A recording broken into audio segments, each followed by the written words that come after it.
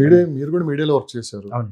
మీకు ముందే తెలుసు అంటే ఇట్లా ఇంటర్వ్యూస్ కావచ్చు, సోషల్ మీడియాని వాడుకుంటే తొందరగా రీచ్ అవ్వచ్చు అని చెప్పి మీకు ముందే తెలుసు ఇదంతా. కానీ అవును. మీరు ఎక్కడ టెంప్ట్ అవ్వలేదు ఈ కొన్ని విషయాల్లో.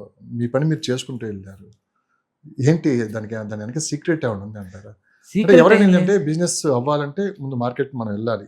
అవును. పబ్లిష్ చేసుకోవాలి. రకరకాలుగా ప్రచారాలు ఇవన్నీ ఉంటాయి. కానీ మీరు నాకు తెలిసి ఫస్ట్ మాతో అనుకుంటా స్టార్టింగ్ అవును. Interview correct. కూడా. కరెక్ట్. ఫస్ట్ ఇంటర్వ్యూ అంతకుముందు కూడా అంత సీరియస్‌గా మీరు అంటే మీ వర్క్ మీద మీరు దృష్టి పెట్టేవాళ్ళు అవును. గానీ, పబ్లిక్ కనెక్ట్ అవ్వాలి, పబ్లిక్‌తో ఎక్కువ మమేకం అవ్వాలి ఉంది గానీ, బట్ ఈ విధంగా I didn't get the chance actually. ఆహ్, బట్ ఏంటంటే నేను ఫోకస్ ఎంతసేపటికి నాకు ఎవరైతే కస్టమర్స్ కలుస్తారో వాళ్ళకి నేను నాలెడ్జ్ షేర్ అంతవరకే చేసేవాడిని. ఉండేది. ఇంతవరకే ఉండేది. మరి ఇంత మంచిగున్నా కూడా రియల్ ఎస్టేట్‌లో సక్సెస్ అవ్వడం చాలా కష్టం గదా! కష్టమేం కాదండి. యాక్చువల్‌గా రాబోయే రోజులైతే మావే ఉంటాయి. ఎందుకంటే ఇప్పుడు మీరన్నట్టుగా మీడియా ఇవన్నీ పెరిగిపోయి పీపుల్‌కి బాగా జనాలు కూడా అవేర్‌నెస్ పెరుగుతా ఉంది. Who is the right person అనేది అవేర్‌నెస్ పెరుగుతా ఉంది. సో, అలాంటప్పుడు ఏంటంటే మేము జెన్యూన్‌గా ఏమనుకున్నాం అంటే మాది జస్ట్ సెల్లింగ్, మేము ప్రొడక్ట్ చేసాము సెల్లింగ్ అనేది కాదు. అక్కడితో ఎండ్ కాదు మాది. It is a life cycle కంప్లీట్‌గా. కస్టమర్ ఒకవేళ మా దగ్గరికి ల్యాండ్ అయ్యారనుకోండి, కంప్లీట్‌గా ఆయనకి అవేర్‌నెస్ ఇస్తాం. మా ప్రాజెక్ట్ గురించి, మా ప్రాజెక్ట్‌లో చుట్టుపక్కల జరుగుతున్న దాని గురించి, లీగాలిటీ ఆస్పెక్ట్ గురించి, మా సర్వీసెస్ గురించి పూర్తిగా వాళ్ళకి మేము చెప్తామనమాట. అలానే ఒకసారి మా దగ్గర కొనుక్కున్న తర్వాత when he pay the advances అక్కడి నుంచి రిజిస్ట్రేషన్ అయ్యేదాకా పూర్తిగా బాధ్యతలు తీసుకుంటాం. ఈ క్రమంలో రిజిస్ట్రేషన్ కంటే ముందు వరకు అంటే డబ్బులు పే చేసిన తర్వాత బిఫోర్ ద రిజిస్ట్రేషన్ వరకు ఎవరైనా సరే ఏదన్నా కారణం రీత్యా గనక మేము ముందుకెళ్ళలేకపోయి ఆగిపోతే, ఏదో ఒక కారణం రీత్యా మేము కొనుక్కోలేకపోతున్నాం, మాకు డబ్బులు వేరే చోట అవసరమేనంటే will give the full refund అనమాట. వి డోంట్ కట్ చేసుకొని ఇవ్వటము, ఇంత పర్సెంట్ అవ్వటం, లేకపోతే మీ ల్యాండ్‌కి నేను వేరే వాళ్ళకి అమ్మిన తర్వాత ఆ డబ్బులు ఇచ్చిన తర్వాత ఇవ్వటం. మీరు డే 1 నుంచి ఇదే మాట్లాడుతున్నారు. అవును. ఎక్కడ కూడా నేను బాగా గమనిస్తున్నాను. అవునండి. లాస్ట్ నాది 2-3 ఇయర్స్ నుంచి కరెక్ట్. వస్తున్నారు. డే 1 నుంచి ఇదే మాట్లాడుతున్నారు. అవునండి. ఎక్కడ చిన్న పొరపాటు జరిగినా గానీ మొత్తం రీఫండ్. అంతే. మాకు అవసరమే లేదు సార్ యాక్చువల్లీ. జెన్యూన్ సర్వీస్ ఉండాలి. So, unless if you by the land, నా ల్యాండ్ మీరు తీసుకున్నప్పుడే మీ డబ్బు నాకు కావాలి. లేకపోతే అవసరం లేదు. సర్వీసెస్ అంటారా, మేము కార్లు పెడతాం, సైట్ చూపిస్తాం, వాళ్ళ అడ్వకేట్‌కి పేపర్స్ సబ్మిషన్ గాని ఇవన్నీ చేస్తాం. That is a part of the ఇదనమాట. నేను ఇదేందంటే main by virtue of giving all the services. అంటే రియల్ ఎస్టేట్ పెద్ద సెగ్మెంట్, చాలా సర్వీసెస్ ఉంటాయి. దాంతో ప్రాస్పెరిటీ అనేది ఆటోమేటిక్‌గా వస్తుంది. మనీ అనేది బై ప్రొడక్ట్ అనమాట. బై ప్రొడక్ట్ ఆటోమేటిక్‌గా వస్తుంది. అంతేగాని డబ్బు కోసం రియల్ ఎస్టేట్ చేస్తే డబ్బు రాదు. మనం ఇవన్నీ చేయాలి. అది ఇన్‌బిల్ట్ ఉంటే మాత్రం అది ఇంకా అడ్వాంటేజ్ ఉంటుంది. అంటే హాస్పిటాలిటీ అవన్నీ. సో, మేము అలాగే కస్టమర్‌ని రిజిస్ట్రేషన్ అయిన తర్వాత కూడా డాక్యుమెంట్స్ సబ్మిట్ చేస్తాము. అట్లనే మా జస్ట్ ప్లాట్స్ అమ్మేసి వదిలించుకోకుండా మీ యొక్క ప్రతి ప్రాజెక్ట్ కూడా మాది గేటెడ్ కమ్యూనిటీ లాగా చేయటం. కాంపౌండ్ వాల్, ఎలక్ట్రిసిటీ, అట్లానే మీకు క్లబ్ హౌస్ అమ్యూనిటీస్ ఇవ్వటం, అట్లానే సేఫ్టీ, సెక్యూరిటీ సంబంధించిన సీసీ కెమెరాస్ అవన్నీ ఇవ్వటం, దాన్ని ప్రొటెక్ట్ చేయటం. ఇదంతా ఫరెవర్ చేస్తూ ఉంటాం అన్నమాట. అలానే కొనుక్కున్న అతను ఒక 20 ఏళ్ల తర్వాత, 15 ఏళ్ల తర్వాత ఎప్పుడైనా వచ్చి అమ్మాలన్నప్పుడు కూడా వీళ్ళు కంప్లీట్‌గా వాళ్ళకి హెల్ప్ చేస్తాం అమ్మే విధంగా. ఎందుకంటే మా దగ్గర ఎప్పుడు రెగ్యులర్‌గా మా ప్రమోషన్స్ అవుతా ఉంటాయి. అవును. కస్టమర్స్ వస్తా ఉంటారు. మీ పాత ప్రాజెక్ట్‌లు ఏమైనా ఉన్నాయా? ఇమ్మీడియేట్‌గా మేము రిజిస్ట్రేషన్ చేసుకుంటామని చెప్పి ఇట్లాంటి వాళ్ళు ఉంటారు. పైప్‌లైన్‌లో ఉంటూనే ఉంటారనమాట. కాబట్టి it is complete life cycle. అంటే ఇప్పుడు కొనుక్కున్నాము, మేము మర్చిపోయాము, మీరు మర్చిపోయారు అనేది కాకుండా that is way we're following. రాబోయే బిజినెస్ కూడా దీని మీద ఆధారపడి ఉంటుంది. చాలామంది రియల్ ఎస్టేట్ వాళ్ళు నాట్ లైక్ కన్వెన్షనల్‌గా కాకుండా ఇలా గనక ట్రాన్స్‌ఫర్మేషన్ చేసుకొని సర్వీస్ ఓరియెంటెడ్‌గా గనక వెళ్తే వాళ్ళు దే విల్ బికమ్ అందుకే నేను చాలా సార్లు గమనించాను మీ ప్రాజెక్టులు గురించి కూడా ఎక్కడ మీరు మాట్లాడరు. అవునండి. ఇంటర్వ్యూస్‌లో కూడా ఎక్కడ నాకు సో అండ్ సో ప్రాజెక్ట్ ఉంది. ఇట్లా చాలా మంది మాట్లాడుకునేది ఫస్ట్ అదే కదా! వాళ్ళ ప్రాజెక్ట్ గురించి వాళ్ళు ప్రమోట్ చేసుకుంటారు. మీరేంటంటే పబ్లిక్‌ని ఎక్కువ దృష్టిలో పెట్టుకొని ఆహ్, వాళ్ళకి అవేర్‌నెస్ తీసుకురావడం ఇవన్నీ చేస్తూ ఉంటారు. అవునండి. మీడియాలో వర్క్ చేశారు కాబట్టి కాస్త నాకేందంటే నేను ఇక్కడ స్టూడియోలో కూర్చున్నప్పుడు జనరల్‌గా మాట్లాడేటప్పుడు సో, బయాస్ ఉండను నేనెప్పుడు.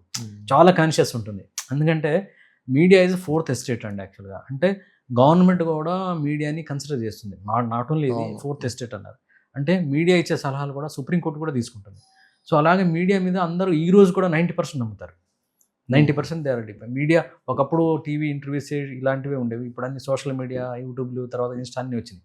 But people still they believe 90% అయితే. కానీ ఇప్పుడున్న పరిస్థితులు చూస్తుంటే ఆహ్, రియల్ ఎస్టేట్‌లో జరుగుతున్న ప్రచారాలు కావచ్చు, లేదంటే జరుగుతున్న పరిణామాలు, ఇంటర్వ్యూస్ రకరకాలుగా సోషల్ మీడియా ఎంట్రీ అయిన తర్వాత పబ్లిక్ కూడా భయపడుతున్నారు సార్. మీడియా కూడా ఎలా ఉందంటండి, పబ్లిక్‌లో సెన్సేషన్ కావాలి మెయిన్. నేను ఒక అవును. చిన్న ఎగ్జాంపుల్ చెప్తాను. మొన్న ట్రంప్ ఒక అల్టిమేటమ్ ఇచ్చాడు ఇరాన్‌కి. ఫలానా రోజు మీ ఇరాన్ అనేది మ్యాప్‌లో లేకుండా అవును. చేస్తాను. అల్టిమేటమ్ ఇచ్చాడు. ఆ 15 డేస్ తర్వాత ఒక డేట్ ఇచ్చాడు. తర్వాత అటు ట్రంప్ దాని గురించి పెద్దగా ఒకసారి సీరియస్గా మాట్లాడతాడు, ఒకసారి ఏమో నెగోషియేట్ చేస్తూనే ఉంటారు, ఇవన్నీ నడుస్తూ ఉన్నాయి. ఇరాన్ వాళ్ళు కూడా దాన్ని పెద్దగా లైట్ తీసుకున్నారు. యాక్చువల్గా మీడియా మాత్రం వెరీ సీరియస్ తీసుకున్నారు. ఇంకా 36 గంటల్లో మీకు నేలమట్టం అయిపోతుంది ఇరాన్ అని. అసలు ఎంత అంటే మీడియా అంటే జనాలు కూడా అదే కావాలి, ఆ ఉత్సాహం, ఆ ఇదే కావాలి, ఆ అక్యూరసిటీ కావాలన్నమాట.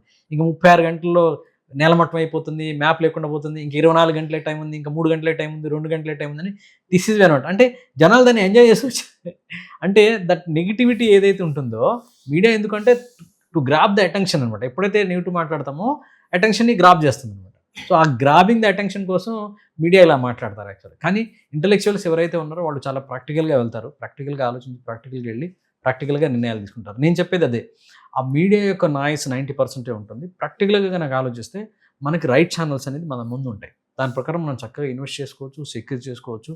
ఎలాంటి భయపడాల్సిన అవసరం లేకుండా మనం మన ఇన్వెస్ట్మెంట్ని సెక్యూర్ మోడ్లో తీసుకుని దాన్ని వెల్త్ క్రియేషన్ చేయొచ్చు, దాన్ని పెంచుకుంటూ వెళ్ళిపోవచ్చు అనమాట. నేను చెప్పే ప్రయత్నం కూడా అదే actually. What is happening, what ever I speak నా ఐ హ్యావ్ డేటా, కంప్లీట్ డేటాతో మాట్లాడతాను. ఎన్ని జాబ్స్ ఉన్నాయి, ఎన్ని లాస్ ఉన్నాయి అనేది. అట్లా డేటాలో తీసుకుంటే అది 0.1% ఉంటుంది. మరి మీరు ఇందాక అన్నారు కదా 46,000 జాబ్స్ పోతున్నాయి అని చెప్పేసి టీసీఎస్లో అని. అది మీరు కంపారిటివ్లీ కంప్లీట్ దాంట్లో చూసుకుంటే అది 0.01%, 2% ఉంటుంది. అలానే మళ్ళీ వాళ్ళకి జాబ్స్ రీప్లేస్ అవుతాయి, కావని కాదు, కొంచెం అడాప్టబిలిటీ ఉన్న వాళ్ళకి రీప్లేస్ అవుతాయి. నేను చెప్పాను 3 లక్షల ప్రాజెక్ట్స్ కొత్తగా వస్తాయి, ఎవ్రీ ఇయర్ జనరేట్ అవుతూ ఉన్నాయి. వాళ్ళందరికీ 3 లక్షల ప్రాజెక్ట్స్ కూడా ఎంప్లాయీస్ కావాలి. ఎక్కడి నుంచి వస్తారు? ఈ జాబ్లో వేసైన వాళ్ళు వస్తారు, కొత్తగా చదువుకున్న వాళ్ళు వస్తారు, ప్రాసెస్లో ఉన్న వాళ్ళు, వీళ్ళందరికీ జాబ్స్ వస్తాయి. Need not to worry. మీకు ఒక ఇది చెప్తానండి, మీకు డెవలప్డ్ కంట్రీస్ అన్నీ 2 కంట్రీస్ మీద ఆధారపడ్డాయి, చైనా ఒకటి, ఇండియా ఒకటి. ఇవి రెండింటి మీద ఆధారపడ్డాయి. ఎందుకు? ఒక కంపెనీ ప్రజల దగ్గరికి ఎప్పుడు వెళ్తుందంటే 2 సందర్భాలు వెళ్తుంది. ఒకటి టు సెల్ దిర్ ప్రోడక్ట్, వాళ్ళ ప్రోడక్ట్ని అమ్మటానికి జనాల దగ్గరికి వెళ్తారు, నెంబర్ 1. నెంబర్ 2 ఏంటంటే మ్యాన్ పవర్ కోసం వెళ్తారు. అక్కడ మ్యాన్ పవర్ అనేది అసలు చెప్పాలంటే అంతగా లేదు మ్యాన్ పవర్. రెండోది ఏంటంటే ఆ స్కిల్ మనలాంటి మ్యాన్ పవర్ కూడా లేదు. So they have to come back to India. ఖచ్చితంగా ఇండియాని చైనాని కన్సిడర్ చేయకుండా ఏ కంట్రీ కూడా డెవలప్ కాదు. They have to consider. మనకి ఇప్పుడు ఇండియా చైనా వచ్చేసరికి మన ప్రాస్పెరిటీ చెప్తా చూడాలి. మన ఇండియాలో ఏంటంటే యూత్ ఎక్కువ అండి. 15 ఇయర్స్ నుంచి 35 ఇయర్స్ ఏజ్ గ్రూప్ ఉన్నవాళ్ళు 67% ఉన్నారు. అదే మీరు చైనాలో 27% ఉన్నారు. Imagine future how it will happen. So మన దగ్గర మళ్ళీ 35 ఇయర్స్ నుంచి వర్కింగ్ ఏజ్ గ్రూప్ అంటాం 60 ఇయర్స్ వరకు 27% ఉన్నారు. వాళ్ళ దగ్గర అది 60% ఉంది, 65% ఉంది. అంటే ఏజ్ గ్రూప్ వాళ్ళు ఎక్కువ ఉన్నారు. వాళ్ళకి అదే భయం, రాబోయే కాలంలో మన దగ్గర ఉన్న బ్యాచ్ అంతా యూత్ తక్కువ మంది ఉన్నారు, వీళ్ళందరూ ముసలోళ్ళు అయిపోతారు, రిటైర్మెంట్ అయితే దే డోంట్ డూ వర్క్ అనమాట. సో నెక్స్ట్ మా ప్రొడక్టివిటీ ఏంటి? ఇప్పుడు మిషన్లు తెచ్చుకొని డబ్బులు ఇన్వెస్ట్ చేయడమే కాకుండా we need man power who are capable. ఎవరైతే క్యాపబుల్ ఎవరు ఉంటారు? యూజువల్ యూత్ ఉంటారు. మన ఇండియన్కి అలా లేదన్నమాట. అంటే మన సూపర్ భవిష్యత్తు ఉంది. 65% ఆఫ్ యూత్ అంటే 15 to 35 ఇయర్స్ వాళ్ళు రాబోయే 15 ఏళ్లలో India will going to complete transformation జరగబోతుంది. Complete transformation. ఇంకో ఎగ్జాంపుల్ కూడా చెప్తాను. 2020 తర్వాత ఈరోజు 2026 వరకు మన ఇండియన్ జీడిపి 6.4 నుంచి 7.7% ఉంది. ఇట్ ఈస్ టాప్ నాచ్ అనమాట. కాన్స్టెంట్గా ఉంది, అది ఏ రోజు తగ్గకుండా, ఏ రోజు కూడా. సో అమెరికా, యూరోప్ లాంటి కంట్రీస్, జపాన్ లాంటి countries to reach 2% of GDP they are struggling a lot. So మన ఎకానమీ అలా గ్రోత్ అవుతుంది, ఇక టాప్ నాచ్ మనం ఉన్నాం. కాబట్టి ఇవన్నింటినీ దృష్టిలో పెట్టుకుంటే ఎలాంటి భయాలు అవసరం లేదండి. రాబోయే కాలంలో నేను చెప్తున్నాను కదా, India is producing the population equal to the Australian population. So that is మన బిగ్గెస్ట్ అడ్వాంటేజ్. అది you can say that it advantage. So everybody countries are depend on us only. మీ కాంటాక్ట్ నెంబర్ నాది 9667777771 9667777771. Even నా వెబ్సైట్లో కూడా మీరు land అవ్వచ్చు, pages ఉంటాయి వెబ్సైట్. ఒకసారి చెప్తారా?